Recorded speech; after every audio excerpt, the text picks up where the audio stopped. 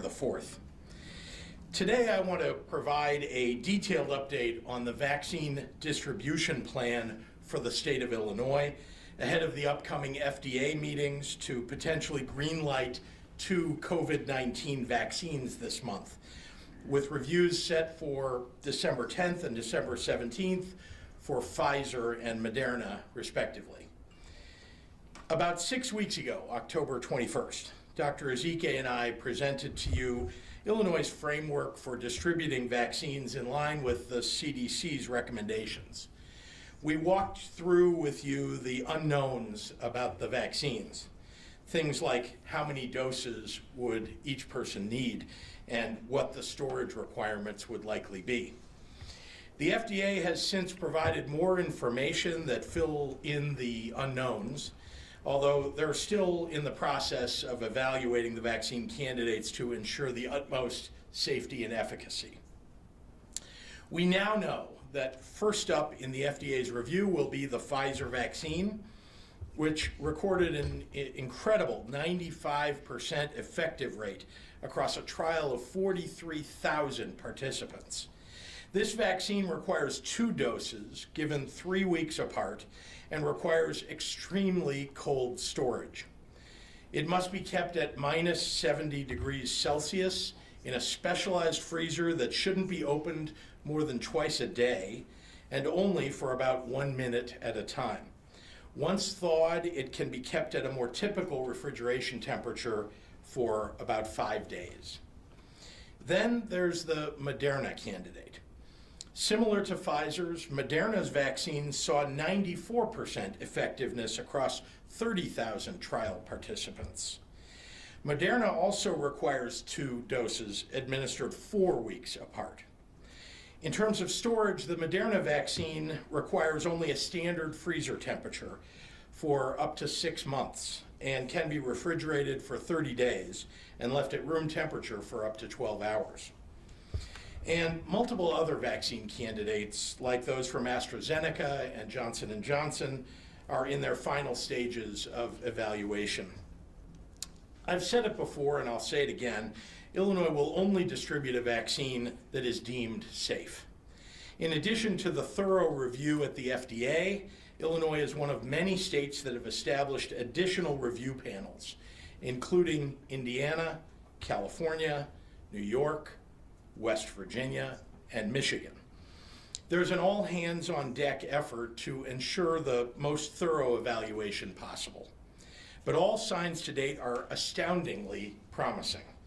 Never before have we seen an early vaccine study like the studies that have come out for these vaccines of this scale that have demonstrated such high levels of protection. The CDC's Advisory Committee on Immunization Practices, ACIP, an esteemed group of public health and medical professionals, has provided an initial set of recommendations on who should receive the first round of available vaccines. Their focus initially is on the nation's 21 million healthcare workers and 3 million long-term care residents. This is phase 1A of vaccine distribution. The goal here is to fortify the healthcare workforce by removing these most exposed workers from the cycle of quarantine, illness, and infection, as well as protecting our most vulnerable residents. Nationally, long-term care facility residents represent 6% of known COVID-19 cases, but 40% of known COVID-19 deaths. In Illinois, we have 655,000 people who qualify as frontline healthcare workers. That breaks down to about 162,000 in Chicago and 493,000 outside of Chicago. And I'm making that clear because the federal government has decided to deliver to the nation's largest cities, places like Chicago and Los Angeles and New York City, a separate direct supply of the vaccine.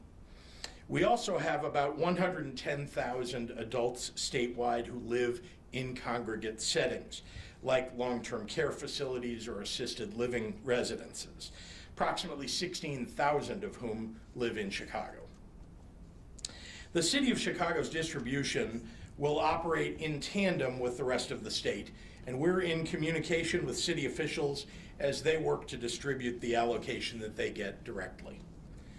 If the Pfizer vaccine receives federal approval on December 10th, we've been informed that Illinois is currently slated to get 109,000 doses of the vaccine sometime during the week after next.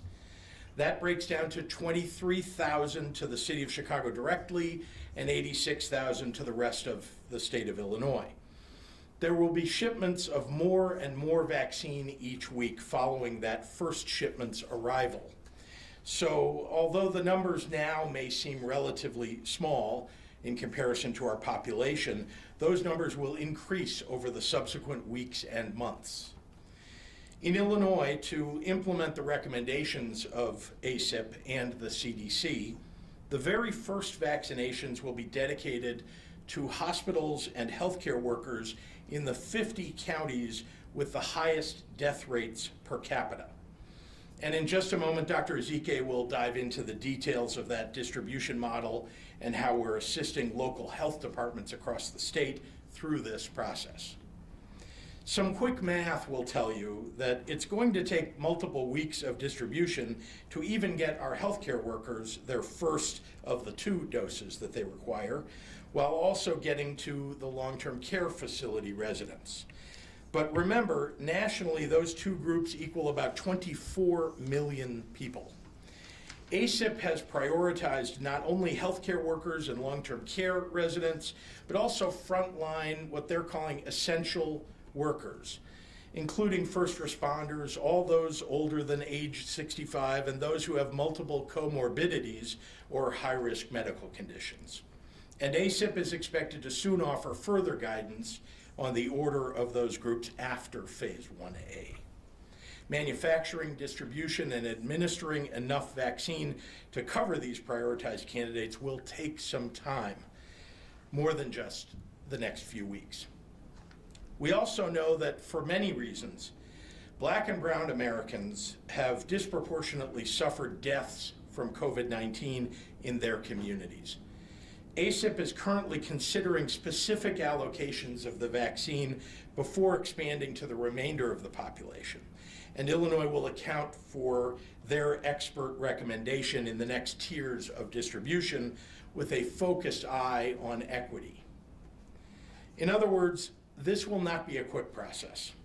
With the 2-dose timeline, no single person will be fully vaccinated even by Christmas, and it will likely be months before people with low risk factors for COVID-19 see their first dose.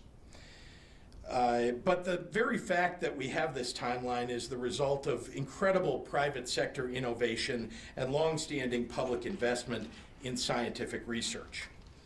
The research capability and technology and good old-fashioned American ingenuity that has helped develop these vaccines is truly something that we all should be proud of. I know that for some people, the same extraordinary timeline that speaks to the power of science may also lend itself to some hesitations. But while these COVID-19 vaccines are breaking records in their development speed, I want to make clear to everyone that these researchers didn't start from scratch. BioNTech, the German counterpart to Pfizer in the first vaccine, was founded over a decade ago specifically to study mRNA technology, the foundation of the Pfizer vaccine. Unlike many standard vaccines, mRNA vaccines don't require any deactivated version of the virus they prevent to produce. That's a breakthrough that allows vaccines to be produced efficiently and affordably in a lab at a much faster rate than in years past. Nearly a year ago, in early January, the University of Sydney professor uploaded the genetic sequence of this virus as identified by Yongzhen Zhang of the Shanghai Public Health Clinical Center and School of Public Health, before the virus even had a name. That allowed scientists here in the US and around the world to immediately dive into the work of developing treatments and vaccines to beat the disease that came to be known a little bit later as COVID-19. But years before that, researchers at the National Institutes of Health here in the United States were making major strides in evaluating spike proteins in other kinds of coronaviruses, laying the groundwork for these new COVID-19 vaccines and allowing companies like Pfizer and Moderna to move as fast as they have. It's a true testament to the necessity of continuously investing in science to move us forward. Government investments in science are important, and those investments have consistently paid enormous dividends, as they are with these new vaccines. That we are on the precipice of the first vaccinations, just a year after this virus was first detected, is a true testament to the quality of researchers and epidemiologists and infectious disease doctors that we have. They deserve our gratitude and our respect, and now it's on all of us to keep wearing our masks, keep our distance, and find the patience to allow the vaccines to be distributed so that we can put this difficult chapter in the history books. And with that, I'll turn it over to Dr. Ezike, who will discuss some of the logistics involved in delivering the first round of the vaccines. Doctor. Thank you.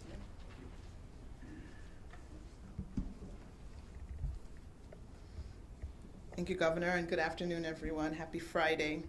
As the Governor mentioned, I will dive into the mechanics of the COVID-19 vaccine distribution for the state of Illinois. As things have changed, we were initially told that Illinois would receive approximately 400,000 doses of vaccine in our first shipment, but as the Governor has mentioned, that has been reduced to approximately 109,000, and we still know that we need to wait for final numbers as we get closer to the date. Regardless of how many doses we do receive, IDPH will be tracking shipments, allocations, and the data to detect any disparities in administration. The initial shipment of COVID-19 vaccines will be received by IDPH directly from the CDC and stored in our strategic national stockpile.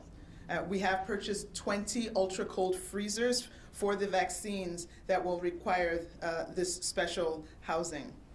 Allocation of these vaccines will be sent initially to the 50 counties, as Governor Pritzker mentioned, that have the highest death rate per capita.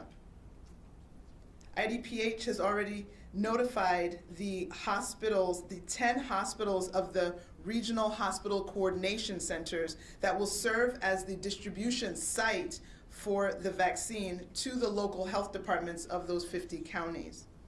Our local health department partners will then work with the hospitals in their area to identify the high risk and critical healthcare workers for the initial vaccine administration.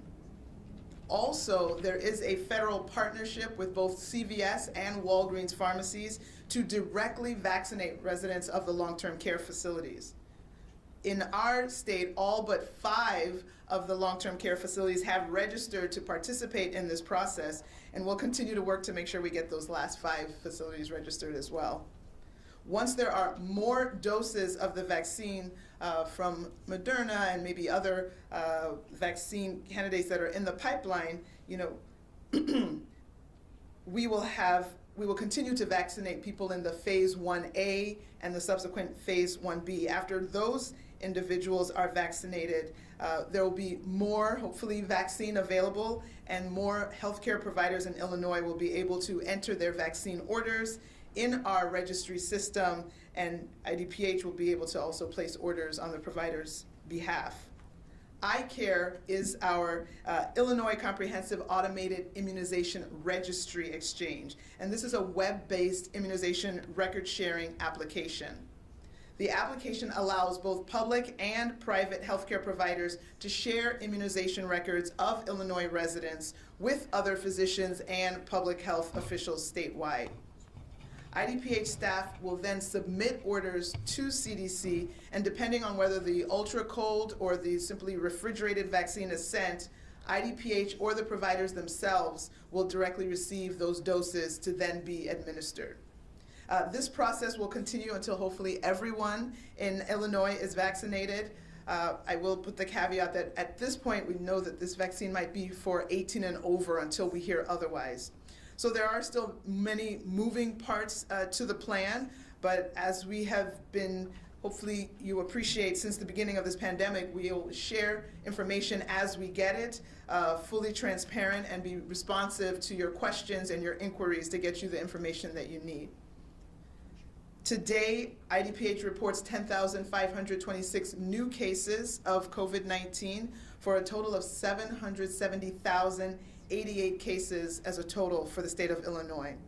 Unfortunately, over the last 24 hours, we received a report of another 148 lives lost for a total of 12,974 individuals lost to COVID.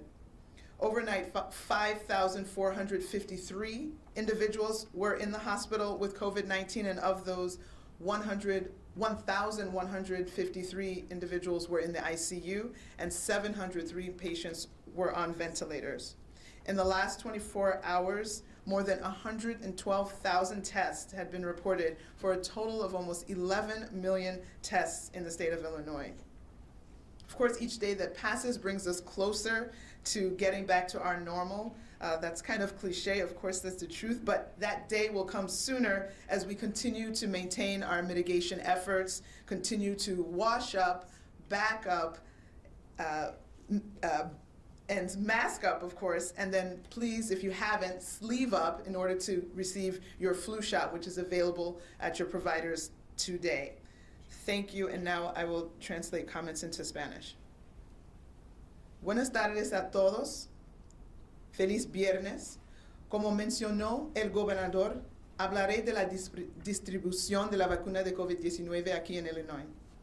Hemos recibido diferentes cantidades de vacunas para nuestro estado del CDC, pero cualquiera la cantidad que recibimos, el IDPH va a seguir los envíos, las asignaciones y los datos para detectar disparidades. El IDPH recibirá el envío inicial de vacunas de COVID-19 directamente del CDC y lo almacenará en nuestra Reserva Nacional Estratégica. Hemos comprado 20 ultracongeladores para las vacunas que los requieren. La asignación de estas vacunas se enviará a los 50 condados con la tasa de mortalidad más alta por cápita. IDPH ha notificado los hospitales del Centro de Coordinación Hospitalaria Regional para servir como sitios para distribuir la vacuna a los departamentos de salud locales en los 50 condados. Nuestros socios del Departamento de Salud local trabajaron con hospitales en su área para identificar a los trabajadores médicos esenciales y de alto riesgo para la administración de vacunas. También hay una asociación federal con las farmacias CVS y también Walgreens para proveer la vacuna directamente en las instituciones de cuidados médicos de largo plazo. Todas las instituciones, excepto 5, se han registrado para este proceso y continuamos trabajando con las que faltan, esos 5. Una vez que haya más dosis de la vacuna de COVID-19 disponibles y gente de la fase 1A y 1B estén vacunadas, los proveedores de atención médica de Illinois van a ordenar sus vacunas por iCare. iCare es el registro de las inmunizaciones. Es una aplicación de intercambio de registros de vacunación basada en la web. La aplicación permite a los proveedores de atención médica públicos y privados compartir los registros de vacunación de los residentes de Illinois con otros médicos y funcionarios de salud pública en todo el estado. El personal de IDPH luego enviará los órdenes al CDC y dependiendo de si envía la vacuna ultra fría o refrigerada, IDPH o los propios proveedores recibirán sus dosis para su administración. Este proceso continuará hasta que, con suerte, todos en Illinois estén vacunados. Hay muchas partes de este plan, pero como hemos sido desde el comienzo de esta pandemia, seremos transparentes con ustedes, la gente de Illinois, que están luchando juntos para llegar a este punto. También necesito reportar los números. Hoy, IDPH reporta 10,526 nuevas infecciones de COVID-19 para un total de 770,088 casos en Illinois. Tristemente, esto incluye el reporte de 148 vidas perdidas para un total de 12,974 muertes aquí en Illinois.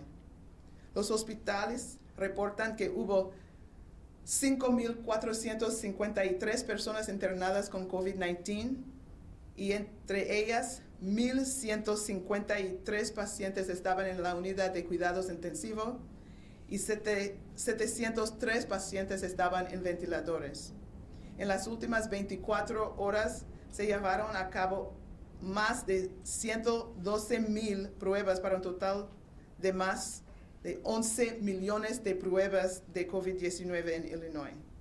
Cada día que pasa nos acerca un paso más a la normalidad, pero no debemos dejar en nuestras acciones de mitigación. Sigue practicando los 3 M's. Usa su máscara, mantenga su distancia y lávense las manos.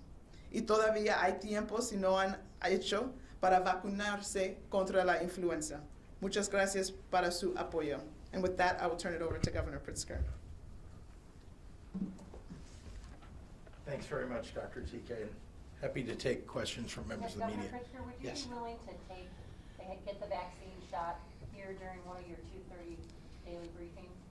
Just to show. Oh, sure. that it's safe, But and not that's ahead of what- it, but not ahead of anybody else who, who according to the ACIP guidelines, should get their vaccine. But I'd be happy to demonstrate to people that I would take the vaccine, as I think any public official should, but they should do it in line with whatever their comorbidities or wherever they fit, if they're a healthcare worker in addition to being elected official, et cetera. And are you making the vaccine mandatory for frontline workers?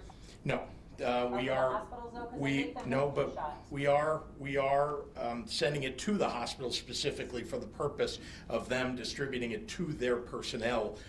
It is up to them to have their personnel line up and get the vaccine Have shots. there been trials at any, are there sort of doing some practices because of, I've heard that there's sort of a time limit when you open the vial that you must administer it rather quickly? I think what you're really referring to, if I may, is when it gets to a rural community, for example, we're talking about the ultra cold. Just to be clear, I think it's the ultra cold storage requirement that is the thing that people are concerned about. And as Dr. ZK has talked about, and I have too, there are days from the time that it comes out of ultra cold storage to the time that it has to be injected in somebody's arm, 5 days, as I understand. And so we want to make sure that the counties, as they're picking up their allocations, have a plan for distributing the proper number. By the way, these regional healthcare centers that are holding on to the vaccine for them in ultra-cold storage, which we've enhanced their capabilities, I might add, at the state level to those hospitals. But we've allowed them to keep in the local county governments, public health departments, to keep their vaccines in cold storage until they need them and want to distribute them.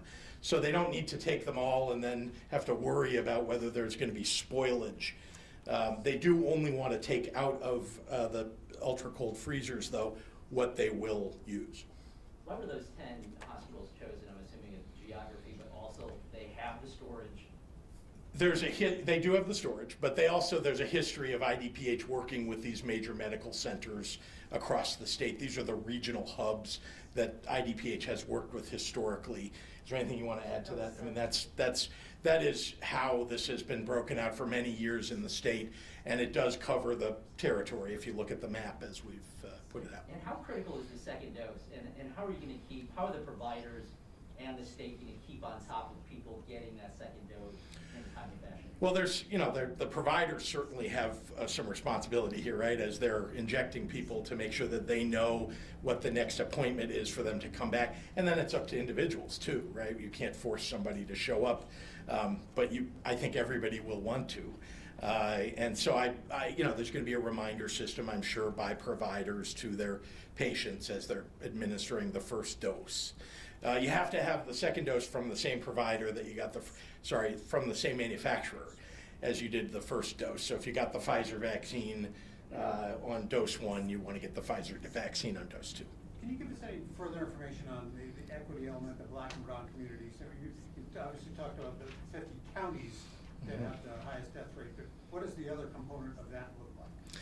So that's something that the ACIP, right, which consists of, in addition to just regular old, I don't know if you can say regular old when you say epidemiologists and experts, but in addition to them, they're bioethicists who are involved in ACIP. And so we're looking for their guidance about that. We also have a pretty good idea in the city of Chicago and across the state of Illinois where the communities are, where if you want to address the inequities for Black and brown communities, where those locations might be. And then the doctor and IDPH are looking at the possibility of allowing local health departments to use mobile facilities for the distribution of vaccine. But again, we're looking for the plans from the 96 of the 97 local public health departments, the 97th being Chicago, and they have a separate allocation. Those plans have, nearly all of them have been submitted to IDPH already, right? We're down to about 8 local health departments that haven't yet submitted their plans. And then they will be tasked with picking up the vaccine and distributing it within their counties. They know their counties better than anybody else. How do you describe this, the historic nature of this venture, and has the state ever had to undertake anything of this magnitude before, logistically? I'm not sure I know. I've been in office for 2 years. I can't tell you the entire history of the state of Illinois and its distribution of. I can just say, I don't think at any time, even during the last pandemic, there was anything quite like this, right? There wasn't a vaccine that was being distributed like this and in such quick fashion, too. So this is unprecedented. I mean, like everything else in 2020, this is unprecedented, and I'm very proud. I'm very proud of this country, of the researchers and doctors and epidemiologists and all the work that they've done. I've stood up here how many times? 130 times at press conferences during this year, and I've talked sometimes about our prayers collectively for the researchers, because all of us know that we're not going to get past this without either an extraordinarily effective treatment, which we haven't yet seen. We've seen some good ones, but not extraordinarily effective, or vaccines. And I think the prayer that we could have vaccines in relatively short order seems to have been answered. And I really credit the researchers and the people who are on the front lines, the people who are experimenting, doing the science, and have done it for a decade up to now, that has allowed this to be such a quick turnaround time for a vaccine. If more Illinoisans get the vaccine, is that a quicker way to get back to Tier 2 mitigation? Yes. Get to that lovely Phase 5 we've all been dreaming of? Yes. Dr. Zike, any advice for pregnant women, whether or not, especially pregnant healthcare women, should they take the vaccine? No, there are still questions that are unanswered, and I am not the one to make the final call. We're waiting for data. That is a specific group that we need to have information on in terms of pregnancy. We have to see if the FDA says that there were enough pregnant women. Usually pregnant women are not included in these kind of trials. So if it turns out incidentally that somebody who got the vaccine was pregnant and they found out subsequently after they were enrolled, we might have data, but it might not be enough people of that category with which to make a decision. And so for that, the guidelines that may come out might say that they would be excluded. So again, much to be learned. We're also, we know that, for instance, what do you do with people who've had COVID? Does that mean they don't need the vaccine? So I think we've heard that, if you're within 3 months of having the infection, we think you don't need the vaccine, but potentially if it's been more than 3 months, you might still, and they might say it's 3 to 6 months, because we have information in the literature that, 3 months you're protected, maybe it's up to 6 months. So again, some answers that we're still waiting from both the FDA and the CDC to give us additional guidelines. Dr. Nzike, a number of our listeners called this morning. They want to know if there's stronger doses for certain age groups. Because when you get the flu shot, if you're a senior citizen, they give you a different dose that's more potent. Right. Is that apply to COVID? No, that's a great question. So we don't have that at this time. There's only one dose, and initially everyone is getting those same, dose 1 and dose 2 look exactly equivalent. I know some people were asking if it's a different dose and then a higher dose. They're both equivalent doses, and so that is what we have, and we don't have a different formulation that's for any specialized population at this point. Again, there might be further updates in vaccines that will be tested again to determine if there's a different need, because we do know that seniors do have, maybe over age 75, we know that they have a harder time making those antibodies. So that's the rationale behind the flu shots, which have, you have a hyper flu shot, if you will, to help them boost, to create that immune response. Do you know how long it's going to take 1A to get completed before we move on to 1B? I mean, the healthcare workers, the long-term care Yeah. residents, how long that's going to take? Yeah, so 1A alone, again, we want to try to get that done, obviously as soon as possible. It's going to be probably limited by the vaccine allocation that we get. And it depends if that second vaccine makes it through the FDA approval, because then that gives us more vaccine to be working with. So, and then of course, it depends on the willingness of the people who are in the 1A to get it. But in terms of getting it to everyone who wants it, I'm hoping we can get through that within, 4 weeks, a month or so, and then get to 1B, which is a much larger group, I think, and it's going to take a considerable amount of time. It will take many months, I might add. I mean, to get, when you get beyond 1A, and I wouldn't even say, for me anyway, when I read the data, and I would defer to the doctor, but I will say that I wouldn't put a time limit on it, because it's very hard to tell. We don't know when Moderna is going to be approved. We don't know when Pfizer is going to be approved. We know what the dates are for the meetings, and we hope December 10th is the date for Pfizer. We hope that a week later, or 10 days later, Moderna might be approved. And if then you get a certain number of the manufactured vaccines that they've already manufactured in hope that it will be approved. And so, I'm sorry, so the amounts of vaccine that are available are really dependent on a lot of things that are completely out of our control. Doesn't it help that the vaccine's being stored in Kenosha, some of it already? Yes, of course, although it's not like we don't have mass transit and, and airports and airplanes that can deliver things relatively quickly, but yes, of course, knowing that there's a warehouse near Kenosha, as I understand, that might be holding Pfizer vaccine is great news for all of us. Can I ask you about cannabis sales? The revenue is booming. Is this roughly what you expected? I don't know that we knew exactly what to expect. We made projections early on. It appears to me that this exceeds many of the projections that were made early on, but the industry is doing well. There's much more that needs to be done to build out the industry, as you know, and we're going to continue to make sure that happens. In fact, part two of that question, the industry says the state is leaving a lot of money on the table. I heard that. Because of refusal to allow the companies to move medical dispensaries to sell. Why not allow this, and are you open to discussions? Always open to discussion, but understand that there was a bill back in May that would have allowed that. The General Assembly did not take that bill up.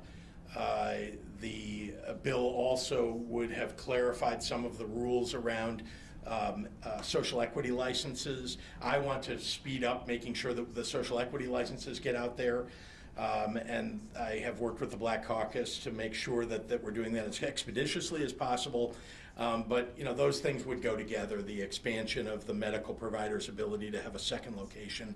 I know everybody would say, well, you're leaving money on the table. Why not give out all the licenses? Well, as you know, there are reasons why the General Assembly wrote a bill that has ratable amounts over the course of the next several years as they roll out the industry. I think they've done it well, I might add. the industry One is from doing Mark well. Maxwell, he's asked me to ask you, your office says the USVA offered an infection control expert to the LaSalle Veterans Home on November 9th. Why did she 19th. It was only now November- just arrive It was on November site? 19th, not 9th, 19th. Either way, why did she not arrive on site on November 30th? What took so long to implement that health? I'm sorry, you're talking about DPH? Can you just explain? Your office says the USVA offered an infection control. The USVA. So, yeah, let me respond to that, because I know that the Congressman Kinzinger is out there pushing that story. Yeah, honestly, I'm unclear. I don't think anybody's clear about what the Congressman is referring to, because the DVA and the U.S. Veterans Administration have been in regular communication from the very beginning here, starting when there was an outbreak, and there's been a good working relationship between those two organizations from the outset. The USVA offered the state help with PPE and infection control. We took them up on it. On both of those offers. And at the end of the month, they offered a consultant to come in and review protocols, the end of last month, I might add, to review protocols at not just the LaSalle home, but all of our homes, and we took them up on that as well. In fact, more so, we asked them for assistance in all of our homes, and they've been providing it. So, I mean, I would say it is funny to me that the Congressman is attacking on this point when he voted against funding for our state veterans homes. And that would have been very helpful to us in keeping them safe. All right, we got to get online. You have one more, Marianne. All right, did the on-site infection control expert have COVID, and that's why she was late, or he or she was late in arriving? I haven't heard anything like that, no. All right, that's the question. John O'Connor at the AP. Respectfully, I understand who investigates price gouging. My question was, where are the referrals to the AG you promised? How can the AG staff investigate price gouging if the buyer doesn't alert them to it? Who on your staff is lead on this? Well, I want to just, maybe we need to level set, John, because I know you asked this question a little bit yesterday. We did the work on the front end. You know, we had offers coming in to sell different kinds of PPE, particularly masks, on the front end, and they were certainly high prices. Some of those prices that were being offered to us were higher than others.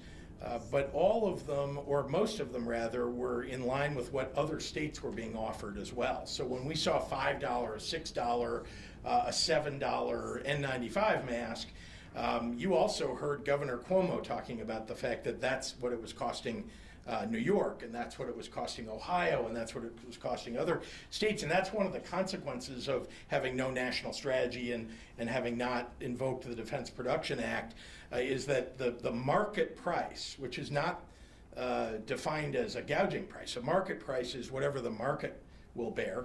The market price went up. That was shocking to everybody, because when you're paying $5 for something that a year earlier would have cost you, or even months earlier would have cost only maybe 95 cents, just surprising to everybody. Where there was price gouging, and we saw an instance of this where, there was an offer to us at a ridiculously high price at a moment when we needed an N95 masks, and there was fraud involved in that situation, and we did refer that situation not just to the AG and to the ISP, but also to the federal government. Indeed, the federal government was helping us to monitor for those kinds of fraudulent situations. So there was a lot going on in that market, and wherever we saw anything, if we saw something that we could identify as price gouging, we referred it. You heard me talk about it here because I wanted to make sure that anybody that was out there that was thinking about price gouging the state of Illinois would know that we would send it to the authorities. There are 200,000 fraudulent IDS unemployment claims. This is from Gretchen. That have been filed. Why is this happening when there is a massive backup? Would you consider holding a special session to discuss IDS backups and the cause of more than 200,000 fraudulent unemployment claims? So I can tell you that there are massive fraudulent unemployment claims because there are identities that have been stolen in every state, and applications made on behalf of those people. I know people that that's happened to, and So, that's something that, whenever a crook sees an opportunity, they're going to come forward. Some of these folks are people who have hacked into, let's say, Experian or a number of retailers' systems, stolen millions of identities, and then they hold on to them for some long period of time, not using them so that they can sort of spring them at the right moment. So that's one of the causes of the fraud. And as to hearings about IDES, we've been very transparent, happy we've been at hearings. We've had our IDES director at hearings to respond to the General Assembly, working groups of the General Assembly. There's a commission, as you know, that oversees the work in response to the pandemic. And so we've responded to that by sending our IDES folks. But I also want to point out that Illinois is not unusual in this regard, that literally nearly every state has had not only massive amounts of fraud, but huge delays that have occurred as a result of the massive influx of applications for unemployment. You can see there are plenty of articles about those many other states. Indeed, I think it's 47 states that have reported massive delays by weeks. Illinois is maybe in the middle of the pack in terms of its responsiveness, but to dealing with this. And we're trying very hard to overcome backlogs that exist, but we're constantly overcoming that backlog. So there are callback systems and other systems that have been put in place over the course of the last 6 months that are really helping us to make sure that people get their unemployment on time. Dave Dahl, WTAX. You recently talked about Midwest governors, and now the governor of Ohio is facing possible impeachment because of orders similar to yours. How close are you to being impeached? Is that a real question? I don't know how to answer that. I have a strong approval rating in the state. I think I've done a good job. I know that there are people who run around every day trying to file lawsuits, the snake oil salesman that we've talked about before, and trying to gin up opposition to our effort to fight COVID-19. And all I can say is that we're doing the right thing. The courts have affirmed the things that we're doing. That the best experts in the country are affirming the kinds of mitigations that we've put in place. So I don't know what to say. I have talked to the governor of Ohio and the other governors in the Midwest, and we have shared best ideas with one another. I have to say that we may be on the opposite sides of the aisle, Governor DeWine and I, but he has, he has had good ideas, implemented them. I think he's been one of the leaders. So I'm sure there are people who don't like him and are trying to remove him from office, mostly in his own party. Jordan Elder, WICS. Region 3 has the lowest percentage of available ICU beds across the state right now, and only 20 ICU beds are available as of yesterday. Right. They covered 18 counties in that region. Will the state get involved if beds run out, especially with a post-Thanksgiving surge possibly on the way? In many ways, we already are involved. That is to say, with every hospital, we are being responsive to them. They call us for help when they need it of any sort. We're going to continue to monitor those ICU beds. Thank goodness, if you look at the numbers, and I look at them every day, the ICU numbers are coming down mildly across the state. The hospital beds overall have come down about 15% off of the peak so far. I'm not saying we should celebrate anything because we still have to get through this period that people have talked about as a surge upon a surge. But I'm always hopeful when I see the numbers going the right direction. Marty Pike at the Daily Herald. What if significant numbers refuse to get the vaccines? Will that endanger the rest of the population? I'd rather defer to the doctor about this because it's a question about herd immunity, I think. And, yeah. Oh, sorry. So I think I spoke about this. Obviously, it's a collective approach. All of the efforts that have been needed to control this pandemic have been a collective response that's been needed. We know that if you wear a mask, that's great, but if two people interacting wear a mask, that's much better. If everyone is wearing a mask, that's obviously much better. There's a similar concept with the vaccination. If I'm in a group of 20 and 10 people have not been vaccinated, if I'm one of them, then if I'm infected, I have the ability to infect those other 9 people that similarly are not vaccinated.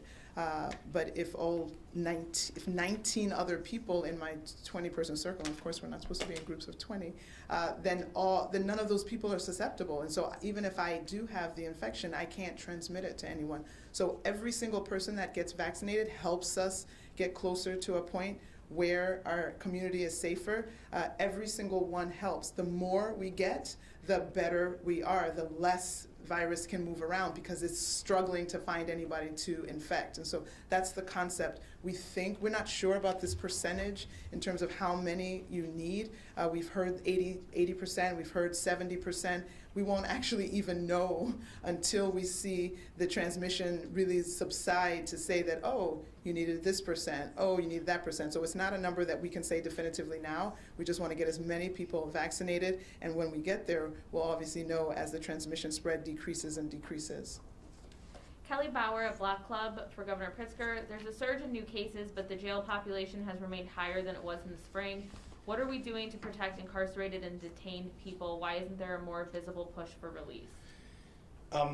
Just so I understand it, I think that when you say the jail population, I don't know if she's including the prison population in that. I think that is not the case, I might add. Prison population is down. The jail population actually has come down significantly over the last couple of months as we have transferred more potential inmates from jail to prison. And so that population has come down over the last couple of months. So I think she's referring to something before March as compared to today. Remember, you don't forget that the court systems have been, roughly speaking, shut down, at least for quite a number of months. So there were people who no doubt were awaiting their court appearances, who unfortunately were in jail during that time. And so I feel badly about that. But I think overall, the population has come down, and that's helped to manage COVID-19 better. Samantha Smiley is asking when the state plans to prioritize teachers on the list. Well, again, the ACIP committee is meeting and producing recommendations for everybody. Certainly, after the, kind of phase 1A and potentially after phase 1B, we'll start to see other very essential populations like teachers that'll be addressed. Can Dr. Zike, this is from Jim Leach at WMIY, can Dr. Zike address the side effects of the vaccine? Will it cause symptoms that can sideline people, and how will that impact already overworked medical staffs? Yeah. That is a really important question, and as the FDA releases the data and the information that will allow us to see the percentages of people that report a significant reaction. I think I've heard 10 to 15% of people have a significant reaction that can last maybe even up to nearly 24 hours. So we need that information, obviously, so that as we're moving forward, especially with our both our long-term care population and with our healthcare workers, that we plan that and understand that so that we don't have a situation where a bunch of people that we need to be in the hospital all need to take a day off subsequent to that vaccine. So again, that is information that we will be getting from the FDA hopefully next week with that December 10th meeting. And so that is important information that we need to get out so that there can be appropriate planning to make sure that we protect the healthcare force so that we don't have too many people out at the same time. Dan Petrella at the Tribune. State data shows 480 deaths in the past week tied to long-term care facilities. That's the highest weekly death total of the pandemic and nearly double from the week before. What more can be done to protect this vulnerable population before vaccination? Yeah, I mean, this is frankly the same challenge that exists in all the other populations, and even more so when we are at the highest levels of the pandemic. This is, this surge has been much higher than even the last surge was back in the spring. there is a great deal that has been done. We've shut down, for example, you remember that although long-term care facilities had been completely shut down to outside visitors, we opened it up for outside visiting for a period of time, and now we no longer have that open for people to have outdoors is what I meant by outside visitors.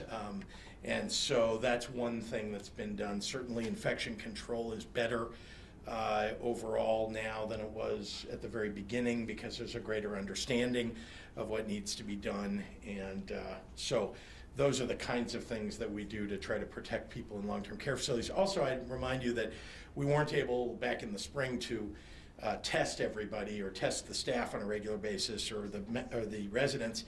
Actually, now we're testing staff once a week, and we're providing the supplies for all the long-term care facilities to do it themselves.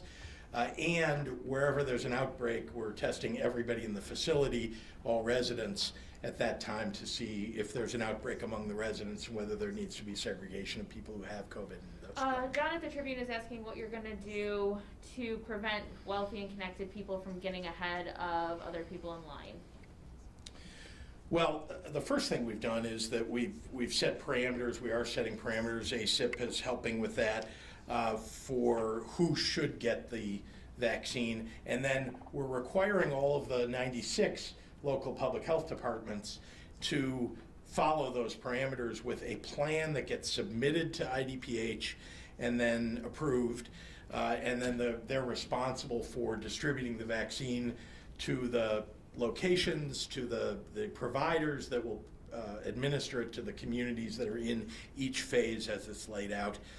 So, that's the most important thing. And I guess, I would add on top of that, that we have to move through this first phase of the vaccine distribution to make sure that we're covering the healthcare workers and long-term care facility workers and residents, certainly before it would ever get to any broader population. So we're prioritizing. All right, Greg Hines at Cranes will be our last one. Is Chicago not only getting its distribution of vaccine doses directly from the feds, but also a share of the state's overall 109? Probably just should explain the breakdown. Yeah. Sure. So Chicago has about 21% of the population of the state in the city of Chicago, and so the federal government is sending about 21% of the 109,000 that come to the state of Illinois. They receive that directly. It's about 23,000. And the rest of the state and the state SNS gets the other 86,000 of those. Okay, thank you. Thank you. Thank you all.